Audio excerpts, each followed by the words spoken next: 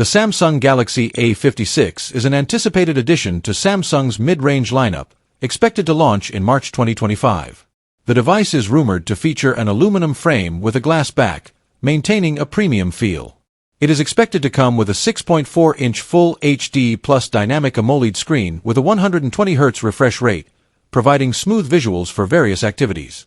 Under the hood, the Galaxy A56 is likely powered by Samsung's Exynos 1580 processor, with configurations offering 8GB or 12GB of RAM and 128GB or 256GB of internal storage, expandable via microSD.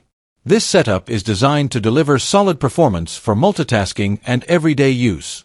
The smartphone is expected to feature a triple rear camera setup, including a 50MP main sensor, a 12MP ultra-wide lens, and a 5MP depth sensor, along with a 12MP front camera for selfies.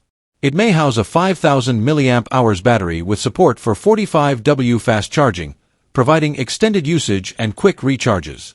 Pricing is anticipated to be competitive in the mid-range segment, potentially around £439 in the UK or €499 in Europe. While these details are based on leaks and reports, official specifications and pricing will be confirmed at Samsung's announcement in March 2025.